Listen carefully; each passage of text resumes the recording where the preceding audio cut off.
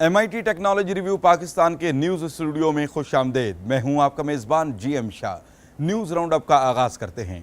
Bulletin के आगाज़ में आपको बताते हैं कि कैंसर की तशख़ीस और इलाज के इदारे जूनो थेराप्यूटिक्स की असर-ए-नौ कार्रवाइयाँ जारी रखने की इजाज़त दे दी गई है। ये इदारा कैंसर के इलाज के लिए जेनेटिक इंजीनियरिंग टेक्निक के ज़रिए मरीज़ के मुदाफ़ियाती निज़ाम को ताकतवर बनाने के लिए काम करता है। गुज़श्ता हफ्ते अमरीकी महकमा खुराक ड्रग एडमिनिस्ट्रेशन ने 3 मरीजों के इंतकाल के बायस जूनो की इंतज़ामिया को मरीजों के इलाज से रोक दिया था।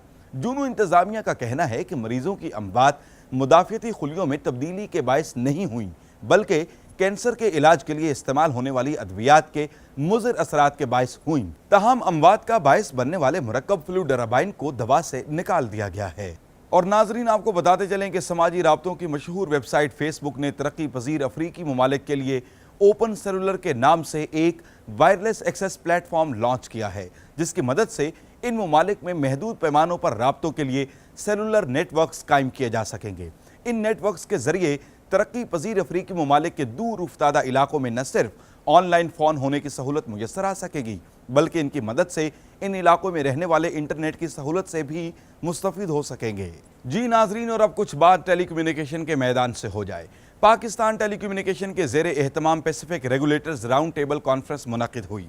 कॉन्फ्रेंस में अफगानिस्तान और भारत समेत 23 ममालिक ने शिरकत की। सेक्रेटरी जनरल IT हललुन ज़ई और वज़ीर मुमलिकत अनुशा रहमान ने खिताब किया। अनुशा रहमान ने अपने खिताब में कहा कि मुल्क में टेलीकॉम मनसूबों को तरक्की देने के लिए मुख्तलिफ मनसूबों पर काम जारी है।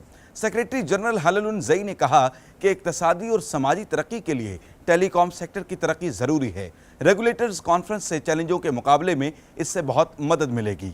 कैम्ब्रिज की कंपनी सेंस ने एक ऐसा आला तैयार किया है कि जिससे घरेलू इलेक्ट्रॉनिक सामान में इस्तेमाल होने वाली तवानाई के इस्तेमाल का जायज़ा लिया जा सकेगा, जिससे ये मालूम करने में आसानी होगी कि घरेलू आलात पुराने या ख़राब होने के बायस तवानाई का ज़्यादा इस्तेमाल तो नहीं कर रहे।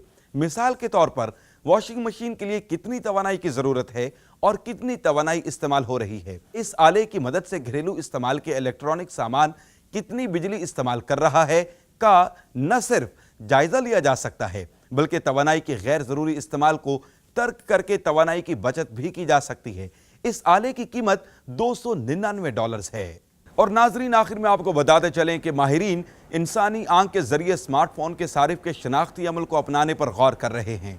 ये तरीका सिर्फ सहल कम खर्च है, बल्कि ये हद दर्जा काबिल एतमाद भी है। तहकीककारों के मुताबिक उन्होंने आंख के जरिए शनाख्त के अमल को मुमकिन बनाने के लिए एक ऐसा सॉफ्टवेयर तैयार किया है कि जिसके जरिए सारिफ की शनाख्त के लिए स्मार्टफोन से सिर्फ 1 सेंटीमीटर दूरी से उसकी तस्वीर हासिल की गई है, जबकि टैबलेट्स के इस्तेमाल करने वाले सारिफीन पर सिर्फ 1 से 7 सेंटीमीटर दूरी से दोहराया गया है।